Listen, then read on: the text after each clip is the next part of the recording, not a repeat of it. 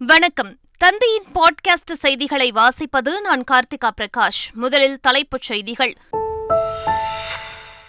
சென்னை, காஞ்சிபுரம், செங்கல்பட்டு மற்றும் திருவள்ளூர் மாவட்டங்களில் விடிய விடிய கொட்டி தீர்த்த கனமழை. ஆறுகளாக மாறிய சாலைகள், தனித்தீவுகளாக மாறிய குடியிருப்பு பகுதிகள். புயல் பாதிக்கும் பகுதிகளில் 4967 நிவாரண முகாம்கள் தயார் நிலையில் இருப்பதாக முதலமைச்சர் ஸ்டாலின் தகவல். பொதுமக்கள் அவசியமின்றி வெளியே வர வேண்டாம் எனவும் வேண்டுகோள். மிக்ஜாம் புயலால் பாதிக்கப்படும் மக்களுக்கு பாஜக தொண்டர்கள் உதவிகளை செய்ய வேண்டும் என பிரதமர் நரேந்திர மோடி அறிவுறுத்தல். எந்த கட்சி ஆட்சியில் இருந்தாலும் பாஜகவினர் நிவாரணப் பணிகளில் ஈடுபட வேண்டும் எனவும் வலியுறுத்தல். சென்னை வளசரவாக்கத்தில் அதிகபட்சமாக 17 சென்டிமீட்டர் மழை பதிவு. காட்டுப்பாக்கம், மதுரவாயல், சோழிங்கநல்லூர், முதலிவாக்கம் உள்ளிட்ட பகுதிகளிலும் அதிகளவு மழை பதிவு. புதுச்சேரி கடற்கரை பகுதியில் பொதுமக்கள் செல்லாத வகையில் 144 தடை உத்தரவு. தடையை மீறுபவர்கள் மீது நடவடிக்கை எடுக்கப்படும் எனவும் எச்சரிக்கை. புயல் காரணமாக தனியார் நிறுவனங்கள் தங்களது பணியாளர்களை வீட்டிலிருந்தபடியே பணி செய்ய அறிவுறுத்துங்கள். தமிழக அரசு அறிவுரை. மத்திய பிரதேசம், ராஜஸ்தான், சத்தீஸ்கர் மாநிலங்களில் ஆட்சியை பிடித்தது பாஜக. தெலுங்கானா சட்டப்பேரவைத் தேர்தலில் ஆட்சியை பிடித்து காங்கிரஸ் ஆறுதல் வெற்றி. 3 மாநில தேர்தல் வெற்றி. 2024ஆம் ஆண்டு நாடாளுமன்ற தேர்தலில் 3வது முறை வெற்றிக்கு உத்தரவாதம் அளித்துள்ளது. நாட்டை சாதியின் அடிப்படையில் பிளவுபடுத்த முயன்ற காங்கிரஸ் கட்சியை மக்கள் தோற்கடித்துள்ளதாகவும் பிரதமர் நரேந்திர மோடி பேச்சு. காங்கிரசின் சித்தாந்த ரீதியிலான போராட்டம் தொடரும். தேர்தல் முடிவுகள் குறித்து ராகுல்காந்தி கருத்து. ஆஸ்திரேலிய அணிக்கு எதிரான 5வது T20 போட்டியில் இந்தியா வெற்றி. 4-1 என்ற கணக்கில் தொடரை வென்று இந்தியா அசத்தல். இனி விரிவான செய்திகள். மிக்ஜாம் புயல் காரணமாக சென்னையில் விடிய விடிய கொட்டி தீர்த்த கனமழையால் சாலைகளில் வெள்ளம் பெருக்கெடுத்து ஓடியது. இதனால் ஒரு சில இடங்களில் போக்குவரத்து நெரிசல் ஏற்பட்டது. அதேபோல காஞ்சிபுரம், திருவள்ளூர், செங்கல்பட்டு மாவட்டங்களிலும் கனமழை கொட்டி தீர்த்தது. குடியிருப்புகளை மழைநீர் சூழ்ந்துள்ள நிலையில் வெள்ள நீரை வெளியேற்றும் பணி முடுக்கிவிடப்பட்டுள்ளது. புயல் கனமழையை எதிர்கொள்ள 4967 நிவாரண முகாம்கள் தயார் நிலையில் உள்ளதாகவும் பேரிடர் மீட்புக் குழுக்களும் தயாராக இருப்பதாகவும் முதலமைச்சர் மு.க.ஸ்டாலின் தெரிவித்துள்ளார். புயல் முன்னெச்சரிக்கை நடவடிக்கை குறித்து சென்னை எழிலகத்தில் உள்ள மாநில கட்டுப்பாட்டு மையத்தில் முதலமைச்சர் ஸ்டாலின் ஆய்வு மேற்கொண்டார். பின்னர் அமைச்சர்கள் மற்றும் அதிகாரிகளுடன் ஆலோசனை செய்தார். தொடர்ந்து செய்தியாளர்களிடம் பேசிய முதலமைச்சர் ஸ்டாலின் சென்னையில் 162 நிவாரண முகாம்கள் தயார் நிலையில் வைக்கப்பட்டுள்ளதாகவும் பொதுமக்கள் அவசியமின்றி வெளியே வர வேண்டாம் என வேண்டுகோள் விடுத்தார். உயர் அலுவலர்கள், சென்னை மாநகராட்சியுடைய அலுவலர்கள் மற்றும் மாவட்ட ஆட்சியர்களுக்கு நான் ஏற்கனவே அவர்களெல்லாம் அழைத்து அறிவுரை வழங்கியிருக்கிறேன். அந்த அடிப்படையில் 121 பல்நோக்கு பாதுகாப்பு மையங்கள் அமைக்கப்பட்டிருக்கின்றன. மின்கம்பிகள், மரங்கள் அதன் மீது விழுவதற்கான வாய்ப்புகள் இருக்கிற காரணத்தால் பொதுமக்கள் தேவையில்லாமல் வெளியில் வருவதை கண்டிப்பாக தவிர்க்க வேண்டும் என்று நான் கேட்டுக்கொள்கிறேன். மிக்ஜாம் புயலால் பாதிக்கப்படும் மக்களுக்கு பாஜக தொண்டர்கள் உதவிகளை செய்ய வேண்டும் என பிரதமர் நரேந்திர மோடி அறிவுறுத்தியுள்ளார். டெல்லியில் பாஜக அலுவலகத்தில் வெற்றி கொண்டாட்டத்தின் போது மிக்ஜாம் புயல் மீட்புப் பணிகள் குறித்து பிரதமர் மோடி பேசினார். தமிழ்நாடு, புதுச்சேரி, ஆந்திரா மற்றும் ஒடிஷா ஆகிய மாநிலங்களில் எந்த கட்சி ஆட்சியில் இருந்தாலும் பாஜக தொண்டர்கள் மீட்பு மற்றும் நிவாரணப் பணிகளில் ஈடுபட வேண்டும் என பிரதமர் கேட்டுக் கொண்டார். இதுதான் பாஜக தொண்டர்களின் அர்ப்பணிக்கப்பட்ட மதிப்பீடு என்ற பிரதமர் மோடி நாடும் நாட்டு மக்களும் கட்சியை விட மேலானவர்கள் என்றும் குறிப்பிட்டார். சென்னை, தாம்பரம் மற்றும் ஆவடி மாநகராட்சிகளில் மிக்ஜாம் புயல் முன்னெச்சரிக்கை மற்றும் மீட்புப் பணிகளுக்காக IAS அதிகாரிகள் நியமிக்கப்பட்டுள்ளனர். புயல் முன்னெச்சரிக்கை மற்றும் மீட்புப் பணிகளை ஒருங்கிணைந்து செயல்படுத்த சென்னை மாநகராட்சியின் ஒவ்வொரு மண்டலத்திற்கும் ஒரு IAS அதிகாரி நியமிக்கப்பட்டுள்ளார். மாநகராட்சியின் 15 மண்டலங்களுக்கும் 15 அதிகாரிகள் நியமிக்கப்பட்டுள்ளனர். அதேபோல் தாம்பரம் மற்றும் ஆவடி மாநகராட்சிகளுக்கு தனித்தனி IAS அதிகாரிகள் நியமிக்கப்பட்டுள்ளனர். சென்னையில் அமைக்கப்பட்டுள்ள தற்காலிக முகாம்களில் வார்டு வாரியாக 3 வேளையும் தேவைக்கு ஏற்ப உணவு தயார் செய்யப்பட்டு வருவதாக மேயர் பிரியா ராஜன் கூறினார். அவர்கள் ரிலீஃப் சென்டரில் இருக்குமாறு தெரிவித்திருக்கிறார்கள். தொடர்ந்து அவர்களுக்கு உணவு வழங்குமாறு அறிவுறுத்தியிருக்கிறார்கள். சென்னை மாநகராட்சிக்குட்பட்ட பகுதியில் இதுவரை 162 முகாம்கள் அமைக்கப்பட்டுள்ளது. அங்கு இருக்கக்கூடிய மக்களுக்கு அனைத்து வகையான உணவுகளும் சென்னை மாநகராட்சி சார்பாக வழங்கப்படும். இப்ப மழை காலங்கள் அப்படின்றதுனால நம்ம சாலை பணியில ஈடுபட முடியாது. ஆனா இந்த மாதிரி மழை காலங்கள்ல சேதம் அடையக்கூடிய சாலைகளை உடனே பேட்ச் ஒர்க் பண்ணுமாறு அனைத்து மண்டல அதிகாரிகளுக்கும் அறிவுறுத்து. மிக்ஜாம் புயல் காரணமாக சென்னை, திருவள்ளூர் உட்பட 6 மாவட்டங்களில் உள்ள பள்ளிகள், கல்லூரிகளுக்கு விடுமுறை அறிவிக்கப்பட்டுள்ளது. கனமழை காரணமாக சென்னை, திருவள்ளூர், காஞ்சிபுரம், செங்கல்பட்டு, ராணிப்பேட்டை, விழுப்புரம் மாவட்ட ஆட்சியர்கள் பள்ளி, கல்லூரிகளுக்கு விடுமுறை அறிவித்துள்ளனர். ஏற்கனவே அண்ணா மற்றும் சென்னை பல்கலைக்கழகங்கள் இன்று நடைபெறுவதாக இருந்த தேர்வுகளை தள்ளி வைத்துள்ளன. மிக்ஜாம் புயலை எதிர்கொள்ள 30 கப்பல்கள், 10 ஹெலிகாப்டர்களுடன் கடலோர காவல் படையினர் தயார் நிலையில் உள்ளனர் என்பது குறிப்பிடத்தக்கது. மிக்ஜாம் புயல் எதிரொலியாக புதுச்சேரி கடற்கரை பகுதியில் 144 தடை உத்தரவு பிறப்பிக்கப்பட்டுள்ளது. இதனையடுத்து புதுச்சேரி கடற்கரையிலிருந்து பொதுமக்களையும் சுற்றுலாப் பயணிகளையும் வெளியேற்றிய போலீசார் கடற்கரை சாலைகளை தடுப்புகள் அமைத்து மூடினர். தடையை மீறுபவர்கள் மீது நடவடிக்கை எடுக்கப்படும் எனவும் புதுச்சேரி மாநில அரசு தெரிவித்துள்ளது. பாஜக 9 ஆண்டு ஆட்சியில் எதுவும் செய்யவில்லை என்றும், மோடி எங்கு சென்றாலும் என்னை பற்றியே பேசுகிறார் என்று அமைச்சர் உதயநிதி ஸ்டாலின் தெரிவித்துள்ளார். திருப்பூரில் நடைபெற்ற செயல் வீரர்கள் கூட்டத்தில் பேசிய அவர், திராவிட இயக்கத்தின் கொள்கையை தான் பேசினேன் என்றார். சிஏஜி அனைத்து ஊழல்களையும் வெளியே கொண்டு வந்துள்ளதாகவும், 1 கிலோமீட்டர் சாலைக்கு 250 கோடி கணக்கு காட்டியுள்ளதாகவும் அமைச்சர் உதயநிதி குற்றம் சாட்டினார். முதலமைச்சர் ஸ்டாலின் பொறுப்பேற்ற பிறகு 4000 கோடி அளவில் மழைநீர் வடிகால் பணியை முடித்திருப்பதாக தெரிவித்த அமைச்சர் சேகர்பாபு கூறினார். சென்னையில் செய்தியாளர்களை சந்தித்த அவர், தேவைப்படுகின்ற இடங்களில் வடிகால் பணிகளை மேற்கொள்ள உள்ளதாக தெரிவித்தார். தமிழக முதல்வர் பொறுப்பேற்ற பிறகு சுமார் 4000 கோடி ரூபாய் அளவிற்கு மழைநீர் வடிகால் பணிகளை முடித்திருக்கின்றோம். மேலும் தேவைப்படுகின்ற பணிகளை கணக்கிட்டு இந்த பருவமழை முடிந்தவுடன் அந்த பகுதிகளிலும் தண்ணீர் தேங்காத அளவிற்கு வடிகால் பணிகளை அமைக்க மாண்புமிகு தமிழக முதலமைச்சர் அவர்கள் உத்தரவிட்டிருக்கின்றார்கள். புயல் முன்னெச்சரிக்கை நடவடிக்கைகள் குறித்து ஆந்திர மாநில முதலமைச்சர் ஜெகன்மோகன் ரெட்டி அதிகாரிகளுடன் ஆலோசனை மேற்கொண்டார். அப்போது அவர் புயலை எதிர்கொள்ள அனைத்து நடவடிக்கைகளையும் எடுக்குமாறு மாவட்ட ஆட்சியர்களை அறிவுறுத்தினார். மீட்புப் பணிகளை மேற்கொள்ள தயாராக இருக்க வேண்டும் என தெரிவித்த அவர், உணவு, குடிநீர், மருந்து விநியோகம் உள்ளிட்டவற்றில் சிறப்பு கவனம் செலுத்துமாறு அதிகாரிகளுக்கு உத்தரவிட்டார். புயலுக்கு பிறகான சூழ்நிலையை சமாளிக்க கிராமங்கள் மற்றும் நகரங்களில் போர்க்கால அடிப்படையில் கவனம் செலுத்துமாறும் சம்பந்தப்பட்ட அலுவலர்களை ஜெகன்மோகன் ரெட்டி அறிவுறுத்தினார்.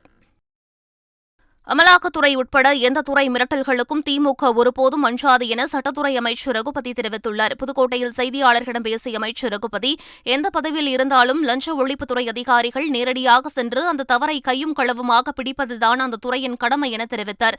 தமிழக லஞ்ச ஒழிப்புத்துறை அமலாக்கத்துறை அதிகாரி மீது தொடர்ந்த வழக்கை சிபிஐயிடம் ஒப்படைப்பதா அல்லது தமிழக லஞ்ச ஒழிப்புத்துறை விசாரிப்பதா என்பது குறித்து முதலமைச்சர் முடிவு செய்வார் என தெரிவித்தார்.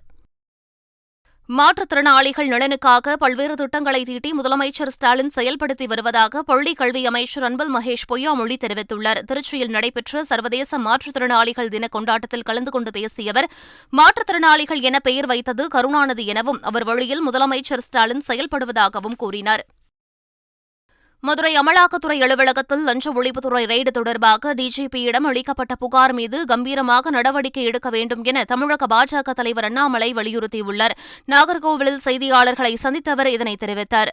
திவாரி என்று சொல்லப்படுகின்ற யார் அரெஸ்ட் பண்ணாங்களோ அவரை தாண்டி வேற கேஸ்ல இருக்கக்கூடிய கேஸ் ஃபைலை எடுத்தாங்க. அதை அங்கித் திவாரியினுடைய அலுவலகத்துக்குள்ள கொண்டு போனாங்க. அந்த கேஸ் ஃபைலை எல்லாம் அலுவலகத்தை பூட்டிட்டு சீக்கிரட்டா நிறைய பேர்த்திட்ட போன் பண்ணி டிஸ்கஷன் ஷேர் பண்ணாங்க, நிறைய டிஸ்கஷன்லாம் பண்ணாங்க அப்படிங்கிறது அவர் கொடுத்திருக்கக்கூடிய கம்ப்ளைண்டினுடைய சாரம்சம். தமிழகத்தினுடைய டிஜிபி மிக கம்பீரமாக, மிக வலிமையாக இந்த புகாரை எடுத்துக்கணும். பிரசித்தி பெற்ற சூரியனார் கோவிலில் கார்த்திகை ஞாயிறு தீர்த்தவாரி நிகழ்ச்சி விமர்சையாக நடைபெற்றது. தஞ்சாவூர் மாவட்டம் திருவிடைமருதூர் அருகே நவகிரகங்களுக்கு என்றே அமைந்துள்ள சூரியனார் கோவிலில் தீர்த்தவாரியை ஒட்டி சுவாமி சிறப்பு அலங்காரத்தில் வீதி உலா சென்று ஆலயத்திற்கு திரும்பினர். தொடர்ந்து தேன், பால், இளநீர் உள்ளிட்ட பல்வேறு அபிஷேகங்கள் நடைபெற்றன. இதனையடுத்து அஸ்திர தேவருக்கு தண்ணீரில் தீர்த்தவாரி நடைபெற்றது. இதில் ஏராளமான பக்தர்கள் கலந்து கொண்டு சுவாமி தரிசனம் செய்தனர். அயோத்தி ராமர் கோவில் கும்பாபிஷேகத்திற்காக ராமேஸ்வரத்திலிருந்து புனித நீர் எடுத்துச் செல்லப்பட்டது. அயோத்தி ராம ஜென்மபூமி கும்பாபிஷேக விழா ஜனவரி 22ஆம் தேதி நடைபெறவுள்ளது. இந்நிலையில் ராமாயணம் தொடர்புடைய இடங்களிலிருந்து புனித தீர்த்தங்களை எடுத்துச் சென்று அயோத்தி ராமருக்கு அபிஷேகம் செய்யப்படவுள்ளது. இதையொட்டி ராமேஸ்வரத்தில் ராம ஜென்மபூமி க்ஷேத்திர டிரஸ்டின் பொறுப்பாளர் ராகவலு தலைமையில் நடைபெற்ற நிகழ்ச்சியில் புனித தீர்த்தங்களை குடங்களில் சேகரித்து அயோத்திக்கு அனுப்பி வைக்கப்பட்டது.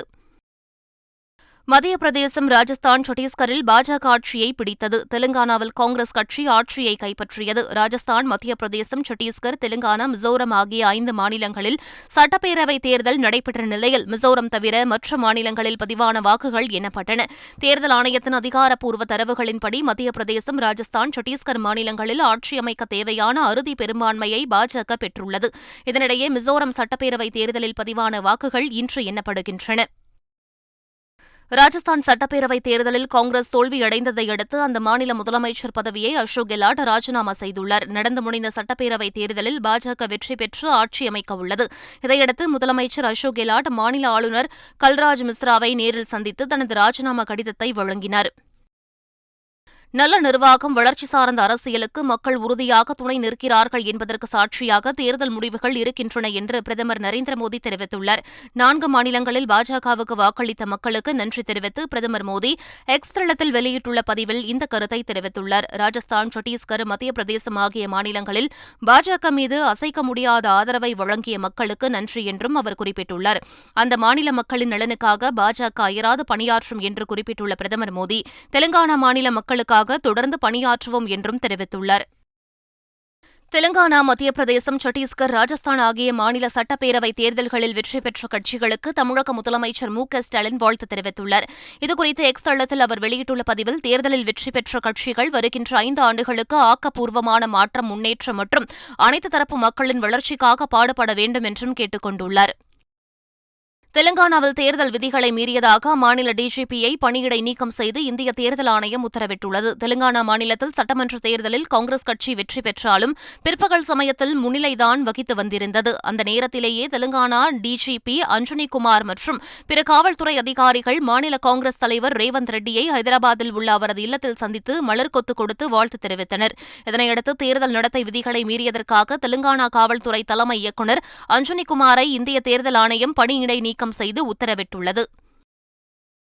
2024 நாடாளுமன்ற தேர்தலில் பாஜக மீண்டும் வெற்றி பெற்று மோடி மீண்டும் ஒருமுறை பிரதமர் ஆவார் என தமிழக பாஜக தலைவர் அண்ணாமலை தெரிவித்துள்ளார். அண்ணாமலை தனது எக்ஸ் தளத்தில் வெளியிட்ட பதிவில் 2024 நாடாளுமன்ற தேர்தலுக்கான முன்னோட்டமாக 4 மாநில சட்டப்பேரவை தேர்தல் முடிவுகள் நாட்டின் மனநிலையை பிரதிபலிப்பதாக தெரிவித்தார். சட்டப்பேரவைத் தேர்தல்களில் பாஜக வெற்றி பெற்றதை முன்னிட்டு புதுச்சேரி முதலமைச்சர் ரெங்கசாமி வாழ்த்து தெரிவித்துள்ளார். 4 மாநில தேர்தல் வாக்கு எண்ணிக்கையில் 3 மாநிலங்களில் பாஜக வெற்றி பெற்றுள்ளது. இந்நிலையில் பிரதமர் நரேந்திர மோடி, உள்துறை அமைச்சர் அமித் ஷா, பாஜக தேசிய தலைவர் நட்டா ஆகியோருக்கு புதுச்சேரி முதலமைச்சர் ரெங்கசாமி வாழ்த்து தெரிவித்துள்ளார். ஆஸ்திரேலிய அணிக்கு எதிரான கடைசி T20 கிரிக்கெட் போட்டியில் இந்திய அணி வெற்றி பெற்றதைத் தொடர்ந்து 4-1 என்ற கணக்கில் தொடரை கைப்பற்றியுள்ளது. பெங்களூரு சின்னசாமி மைதானத்தில் நடைபெற்ற இப்போட்டியில் முதலில் பேட்டிங் செய்த இந்திய அணி 20 ஓவர்களில் 8 விக்கெட் இழப்பிற்கு 160 ரன்கள் எடுத்தது. தொடர்ந்து விளையாடிய ஆஸ்திரேலியா 20 ஓவர்கள் முடிவில் 8 விக்கெட்டுகள் இழப்பிற்கு 154 ரன்களை மட்டுமே எடுத்தது. அதன் மூலம் 6 ரன்களில் போட்டியை வென்றது இந்தியா. இந்த போட்டியில் ஆட்ட நாயகன் விருதை அக்சர் பட்டேலும், தொடர் நாயகன் விருதை ரவி பிஷ்னோயும் பெற்றனர். மீண்டும் தலைப்புச் செய்திகள். சென்னை, காஞ்சிபுரம், செங்கல்பட்டு மற்றும் திருவள்ளூர் மாவட்டங்களில் விடிய விடிய கொட்டி தீர்த்த கனமழை. ஆறுகளாக மாறிய சாலைகள், தனித்தீவுகளாக மாறிய குடியிருப்பு பகுதிகள். புயல் பாதிக்கும் பகுதிகளில் 4967 நிவாரண முகாம்கள் தயார் நிலையில் இருப்பதாக முதலமைச்சர் ஸ்டாலின் தகவல். பொதுமக்கள் அவசியமின்றி வெளியே வர வேண்டாம் எனவும் வேண்டுகோள். மிக்ஜாம் புயலால் பாதிக்கப்படும் மக்களுக்கு பாஜக தொண்டர்கள் உதவிகளை செய்ய வேண்டும் என பிரதமர் நரேந்திர மோடி அறிவுறுத்தல். எந்த கட்சி ஆட்சியில் இருந்தாலும் பாஜகவினர் நிவாரணப் பணிகளில் ஈடுபட வேண்டும் எனவும் வலியுறுத்தல். சென்னை வளசரவாக்கத்தில் அதிகபட்சமாக 17 சென்டிமீட்டர் மழை பதிவு. காட்டுப்பாக்கம், மதுரவாயல், சோழிங்கநல்லூர், முதலிவாக்கம் உள்ளிட்ட பகுதிகளிலும் அதிகளவு மழை பதிவு. புதுச்சேரி கடற்கரை பகுதியில் பொதுமக்கள் செல்லாத வகையில் 144 தடை உத்தரவு. தடையை மீறுபவர்கள் மீது நடவடிக்கை எடுக்கப்படும் எனவும் எச்சரிக்கை. புயல் காரணமாக தனியார் நிறுவனங்கள் தங்களது பணியாளர்களை வீட்டிலிருந்தபடியே பணி செய்ய அறிவுறுத்துங்கள். தமிழக அரசு அறிவுரை. மத்திய பிரதேசம், ராஜஸ்தான், சத்தீஸ்கர் மாநிலங்களில் ஆட்சியை பிடித்தது பாஜக. தெலுங்கானா சட்டப்பேரவை தேர்தலில் ஆட்சியை பிடித்து காங்கிரஸ் ஆறுதல் வெற்றி. 3 மாநில தேர்தல் வெற்றி. 2024ஆம் ஆண்டு நாடாளுமன்ற தேர்தலில் 3வது முறை வெற்றிக்கு உத்தரவாதம் அளித்துள்ளது. நாட்டை சாதியின் அடிப்படையில் பிளவுபடுத்த முயன்ற காங்கிரஸ் கட்சியை மக்கள் தோற்கடித்துள்ளதாகவும் பிரதமர் நரேந்திர மோடி பேச்சு. காங்கிரசின் சித்தாந்த ரீதியிலான போராட்டம் தொடரும். தேர்தல் முடிவுகள் குறித்து ராகுல் காந்தி கருத்து. ஆஸ்திரேலிய அணிக்கு எதிரான 5வது T20 போட்டியில் இந்தியா வெற்றி. 4-1 என்ற கணக்கில் தொடரை வென்று இந்தியா அசத்தல். இத்துடன் பாட்காஸ்ட் செய்திகள் நிறைவு பெறுகின்றன. வணக்கம்.